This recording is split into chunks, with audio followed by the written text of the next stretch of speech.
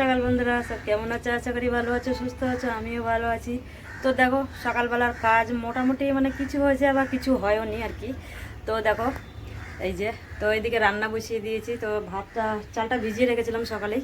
তো ভাতটা মানে গ্যাসটা এখনই জ্বাললাম। আর এখানে অবস্থা দেখো, পুরো মানে অবস্থা খারাপ। তো এই জায়গাটা এখন গোছাতে হবে। আর এইদিকে ঘরের অবস্থা দেখো, এখনও বিছানা তোলা হয়নি, ঘরটাও মোছা হয়নি। তো যেহেতু নিকু আছে আর নিকু ঘুমাচ্ছিল বলে বিছানাটা তুলতে পারিনি সকালবেলায়। আর ঘর দুটো মুছতে আছে এখনও। সকালবেলায় উঠে বাসন দিয়েছি আর বাইরে দুই দিকে ঝাড় দিয়েছি আর বাজার করে আসলাম। তারপরে রান্না তো বসিয়ে দিলাম। তো চলো একটু টিফিন করবো। এই জায়গাটা আগে গোছাই, অবস্থা খুব খারাপ। দেখো কালকে মায়ের জন্যে এক ট্রে ডিম নিয়ে এসেছে। তো ওই ফল আনিনি, ফলের বদলে ডিম নিয়ে এসেছে। তো যাই হোক, তো চলো। তো সকালবেলায় সব চা ডিম সিদ্ধ মানে সব খাওয়া হয়ে গেছে। তো এখন একটু টিফিন করব। তো ভাত এইদিকে বসে দিলাম, এদিকে ভাত হোক, এদিকে একটু টিফিনটা করি। আর অনেক কাজ পড়ে আছে, বাইরে জামা কাপড়ও ভেজানো আছে এক বালতি, কিছুই কাজ সেরকম করতে পারিনি। তো চলো তোমরা সাথে থাকো, দেখতে থাকো। ততক্ষণ আমি কাজগুলো করি, তারপরে দেখা হচ্ছে তোমাদের সাথে। তো বন্ধুরা দেখো কাজে লেগে পড়েছি। তো সকালবেলায় বললাম না কিছু কাজ হয়েছে আর কিছু কাজ হয়নি। তার এই জায়গাটা দেখো পুরো ছড়াছড়ি অবস্থা, সেটাতে তোমাদের দেখালাম। তো দেখো আগে ডিমগুলো আমি না একটা গামলির মধ্যে তুলে নিচ্ছি। তারপর ডিমের ট্রেটা ফেলে দেবো, কারণ এত বড় একটা রাখার মতো জায়গা নেই। তো ওই জন্য আমি ছোট একটা মানে গামলির মধ্যে নিয়ে নিয়েছি। যে গামলিটা নিয়েছি এটাতে পুরো মানে সব ডিমগুলো আর কি ধরে যাবে। তো আমি সব ডিমগুলো এর মধ্যে তুলে নেব। আর এখানে একটা ডিম কি করে ফেটে গেছে জানি না, যেহেতু ওইখানে ছিল সকালবেলায় ছেলে চাটা খেয়েছে মনে হয়, ওখানে মানে বিস্কুটের কৌটোটা তুলে রেখে দিয়েছে, একটা ডিম ফেটে গেছে। তো সব ডিমগুলো দেখো আমি তুলে নিচ্ছি, তুলে রেখে দিয়ে তারপরে এই জায়গাটা পুরো পরিষ্কার করবো। এদিকে ভাতটা বসিয়ে দিয়েছি আর ওইদিকে দিয়েছি একটু পাউরুটি সেঁকতে। তো বাটার টোস্ট করে দেবো, মাকেও দেবো আর আমিও খাবো, আর নিকু খাবে দুধ আর চকোস। তো চলো কাজগুলো করি, কারণ তাড়াহুড়ো করেই করতে তো হয়, সেটা তোমরা অবশ্যই জানো, কারণ দোকানে যেতে লাগে আমার ওই জন্যে। আর মানে ভিডিওটা সেইভাবে আমি পুরো মানে আর কি করতে পারি না, একটু একটু করে আর আমাকে ছেড়ে দিতে হয়, কিছু করার নেই। আর বললাম না এমন একটা হয়ে গেছে যে ভিডিও করে করে অভ্যাসে ভিডিওটা করা ছাড়তেও পারছি না, আর এইভাবেই চলছে আর কি। তো যাই হোক, তো তোমাদের ভালোবাসায় যদিও একটু এগোতে পারি, তো যাই হোক, তো তোমরা একটু ভালোবাসা দিও, পাশে থেকো। তো চলো দেখো এইদিকে ডিমের ট্রে দড়িটা আমি রেখে দিলাম। তো দড়িটা অনেক সময় কাজে লাগে বলে দড়িটা রেখে দিলাম। আর এখানে দেখো পাউরুটি সেঁকছি। তো এখানে দুটো পাউরুটি সেঁকে নিলাম। আর এখানে আছে মানে দু রকমের রুটি, একটা মানে কোয়াটা রুটি নিয়ে এসেছিলাম আর কালকে নিয়ে এসেছিলাম এই যে এই রুটিগুলো আর কি।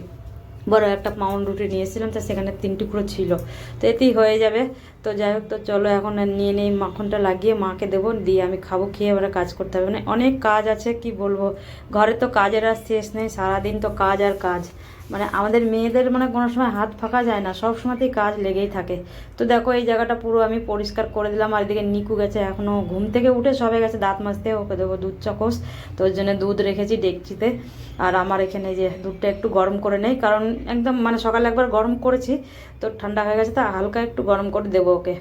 তো তারপরে কি খাওয়া হয়ে গেলে তারপরে ওই সবজিগুলো কাটতে হবে, কারণ মার শরীর খারাপ, মানে শরীর খারাপ না, অপারেশন হয়েছে। আর সেইভাবে নিচে বসতেও পারছে না, আর আমি আর সেইভাবে বলি না, কারণ যেহেতু মানুষটা সবে অপারেশন হয়েছে, তাকে দিয়ে কাজ করাটা ঠিক না। তো মা বলে এখন 2-4 দিন তো যাক, তারপরে করবে। তখন কেন বেশি কিছু না, মাইক্রো সার্জারি হয়েছে, ওই জন্য আরও মানে সুবিধা আর কি। এখন মাইক্রো সার্জারি বেশিরভাগ অপারেশন হচ্ছে, ওই জন্য আরও সুবিধা, কারণ মানুষের কষ্টটাও কম। তো দেখো নিকু চলে এসেছে, আর নিকুকে দিয়ে দিচ্ছি দুধ, আর ওকে ও নিয়ে চকোস দিয়ে দিলাম। তো দুধ চকোস এখন খাবে, আর আমরা রুটিটা খাবো।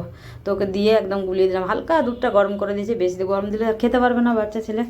তো দেখো ও কদিন ধরে আমাদের বাড়িতে আছে, যেহেতু ওর স্কুল খুলে গেছে, তো স্কুলে প্রোগ্রাম হচ্ছে, স্কুল হচ্ছে না, ওই জন্য ও বাড়ি যায়নি। তো আজকালের মধ্যেই চলে যাবে। তো তারপরে দেখো এখানে দুটো এই যে পায়ে দেয়া যে পা ফাটা, তার এখানে যখন ভেসলিং বা বড়লিং লাগাই, তো এই জন্য রবার্টের আমি এর থেকে কিনেছিলাম অনলাইন থেকে দেখে। তো ওইটা আমার ভাসুরের মেয়ে এসে দেখে বলছে এই দুটো কী, আমি ভেবেছি চামড়া। তো এত সুন্দর নরম একটা চামড়ার মতনই লাগছে দেখতে, তাই ওটাই ওকে দেখাচ্ছিলাম যে পা ফাটাতে এইভাবে দেয়। তো রাত্রে যখন পায়ে বোরোলিংটা লাগাই, যে গোড়ালি ফাটাতে, তখন ওইটা পরে নিলে না বোরোলিংগুলো বিছানা বা এতে কম্বলে লেগে যায় না আর কি। তো তার জন্য সেটা কেনা হয়েছিল, সেটা ধুয়েছিলাম, ধুয়ে শুকাতে দিয়ে ওখানে তুলে রেখেছি। আর ও এসে দেখে ওটাকে ভয় পেয়ে গেছে, তো সেটাই ওকে দেখাচ্ছিলাম। তারপরে দেখো এখন বিছানা তুলছি। আর এখানে যে রাত্রে টিভি দেখা হয়েছে, টিভিটা খোলা, টিভিটা আগে না ঢাকলে না, রান্না করলে রান্না সব তেল মশলাতে টিভিগুলো একদম কালো হয়ে যায়। যেহেতু একটা ঘরের মধ্যেই টিভি, খাট, আলমারি, রান্না হচ্ছে একটার মধ্যেই, তো ওই জন্য আমাদের জিনিসগুলো বেশি তাড়াতাড়ি নষ্ট হয়ে যায় আর কালো তেলচিটা হয়ে যায়।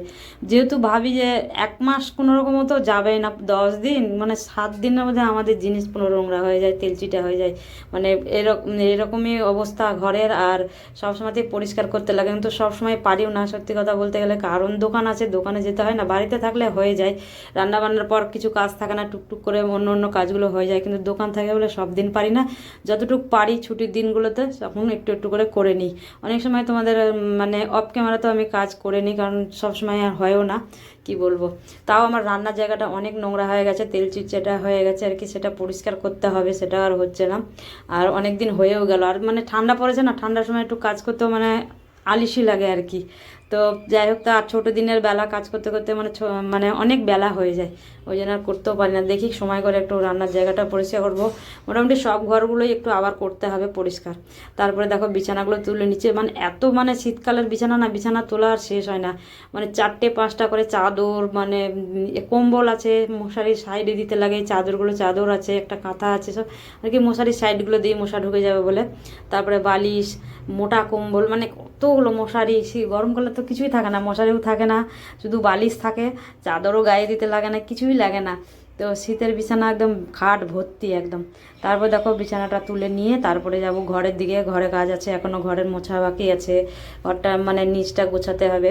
আর মা উঠে গেছে, মা এখন উঠে ওইদিকে রোদ্দুরে বসে আছে। তো মাকে দিয়ে দিয়েছি, টিফিন খাওয়ালাম, ওষুধ দিয়ে দিলাম। তো মা এখন বললাম ওখানে সামনে রোদ্দুরে এসেছে, তো রোদ্দুরে বসে আছে। সামনেটায় রোদ্দুর আসে, কিন্তু আমার কাজে কোনো লাগে না, কারণ আমি রোদ্দুরে বসতেও পারি না।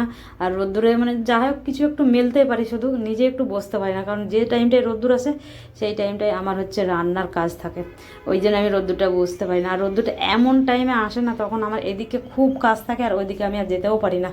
তো রোদ্দুরে বসলে কী হয়, তারপরে যখন ঘরে আসে না তখন আবার ঠান্ডা লাগে, তার চাইতে না বসাই ভালো। একটু করে যাই, জামা কাপড় মেলতে যাচ্ছি, নাহলে কম্বল রোদে দিয়েছি একটু উল্টোতে যাচ্ছি, এই রকম।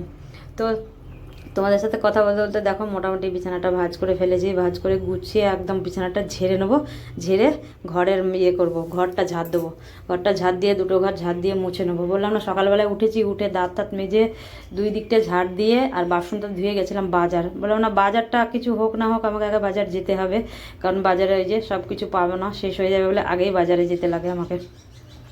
তারপরে দেখো মানে কি বলবো, একা ছেলেকে যদি পাঠাবো সে ঘুম থেকে উঠবে না, যাবে না, ওই জন্য নিজেকে একা একাই যেতে হয়। যদি একটু বাজারটা করে এনে দেয় আমার সুবিধা হয়, মানে বাজারটা তো আমার যেতে লাগে না, ততক্ষণে ঘরের কাজগুলো হয়ে যায়। কিন্তু সে যাবে না, সে উঠবে 9টার সময়, আর 9টার সময় বাজার গেলে বাজারে মানে বিশেষ করে আলুটা আর পেঁয়াজটা পাবো না, বাদবাকি জিনিস পাওয়া যাবে, ওই জন্য নিজেই চলে যাই সকালবেলায় উঠে বাজারে। তারপরে দেখো বিছানাটা পুরো ঝেড়ে নিলাম, ঝেড়ে এখন ঘরটা ঝাড় দেবো। মানে বলছি না কাজের আর শেষ না, আর ভালো লাগে না, ছুটে ছুটে কাজ করতে হয় এত।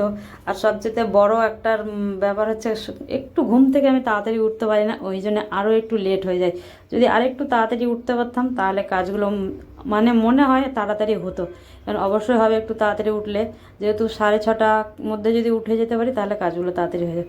তারপর দেখো আসনগুলো সব মানে রাত্রিরে বসা হয়, তো সেগুলো এখানেই পড়েছিল, মানে এই টুলটার উপরে, তো আমি নিয়ে ভালো করে সুন্দর করে ভাঁজ করে যেখানে থাকে সেখানে রেখে দিচ্ছি।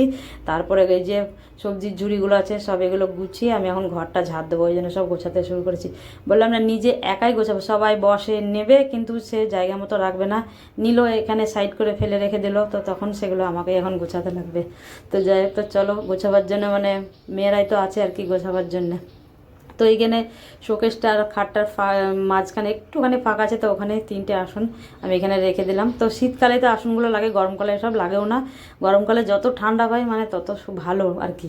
তো দেখো সবজির ঝুড়িগুলো অবস্থা, তো আমি এগুলো ভালো করে দেখে ঝেড়ে ঝেড়ে নেব, কারণ কি আছে না আছে দেখি, ঝেড়ে বার করে দেই, তারপরে এই জায়গাটা ফাঁকা করে দেবো। যেহেতু এখন বাইরে এখন বৃষ্টি হয় না, ওই জন্য বাইরে বেশিরভাগ আলু পেঁয়াজ এগুলো রেখে দিই, ঝুড়িগুলো রেখে দিই, তো ঘরে আর রাখি না, কারণ বৃষ্টি হয় না বলে বাইরেই রেখে দিই। আর এগুলো তো রাত্রে আমাদের সব আবার ছাড়াতে লাগবে, দোকানের সব ঘুগনির জন্য আলু ছাড়াতে হবে, তারপরে পেঁয়াজ ছাড়াতে হবে, ওগুলো সব রেডি করে রাখি সকালের জন্য, রাত্রে সব রেডি করে রাখি। তারপরে সব মোটামুটি গুছিয়ে নিলাম। এই দেখো পেঁয়াজ নিয়ে এসেছি, তো পেঁয়াজগুলো ঢেলে দিলাম, পুরো এক ঝুড়ি হয়ে গেছে পেঁয়াজ, মানে থাকতে থাকতে নিয়ে আসি তো ওই জন্য একদম ভর্তি হয়ে গেছে। তো বললাম না আমাদের মোটামুটি 1.5 কিলো করে পেঁয়াজ প্রত্যেক দিনই লাগে, তো ওই জন্য বেশি করেই নিয়ে আসা হয়। যখন নিয়ে আসি 2 কিলো 1.5 কিলো করেই আনি, যা থাকে থাকে, আর যতটা লাগে দোকানে দিয়ে দিই। তারপরে দেখো আমার পুরো ঘর কমপ্লিট হয়ে গেছে, তো ঘরের কাজ সেরে চলে এসেছি। তো আর মানে পুরোটা তোমাদেরকে আর কি শেয়ার করতে পারলাম না, মোটামুটি কাজগুলো করে চলে এলাম। তারপর রান্নার দিকে এদিকে ভাত হয়ে গেছিলো, তারপরে গ্যাসটা ফাঁকা যাচ্ছিলো, তাই জন্যে চলে এসেছি এখানে রান্নাতে। তো এদিকে মাছ ভাজতে দিয়েছি, আর এদিকতে দেবো এই যে একটা মানে পুঁই শাক, আমাদের বাগান থেকে পুঁই শাক তুলেছিলাম, সেটা কেটে রেখেছি, তো সেইটাই রান্না করব বলে সেটাই বসাচ্ছিলাম। তো কি করব, কি রান্না করব, এই এক জ্বালা, প্রত্যেক দিন কি রান্না করব কি রান্না করব ওই এক জ্বালা। তো এখানে পুঁই শাক আর পুঁইয়ের যে বিটুলি হয় সেটা নিয়ে এসেছিলাম, তো ওই সব একসঙ্গে দিয়েই রান্না করছি আর কি। তো আর ওই দিকটা দিয়েছি মাছ ভাজতে। আর ওখানে দেখো আমার ভাসুরের ছেলে এসছে আর নিকু, তা ওরা সব দাঁড়িয়ে আছে। তো এইদিকে দুই দিকে দুটো তরকারি বসিয়ে দিলাম। তারপরে ওখানে হয়ে গেছে মানে সবজি সেদ্ধ খাই এখন, তো সবজিটা সেদ্ধ করে নিয়েছি প্রেশার কুকারে করে। আর এখানে কলা আর রুটি যে মাকে দিয়েছিলাম, মা খায়নি, 1 পিস নিয়েছে, তো ছিল, তো আমার ভাসুরের ছেলেকে দিয়ে দিলাম, মানে তুই খেয়ে নে, কারণ আমিও খেয়েছি, নিকু আর খেলো না।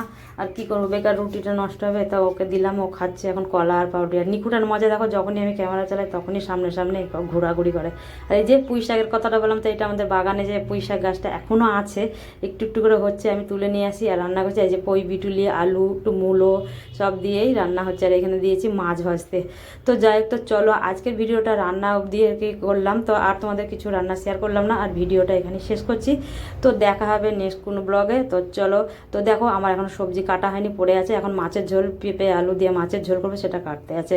আর ভিডিওটা যদি কোনো অংশ ভালো থাকে একটা লাইক করে দিও, আর চ্যানেলে নতুন থাকলে চ্যানেলটা সাবস্ক্রাইব করে পাশে থাকো। তো আজকের মতো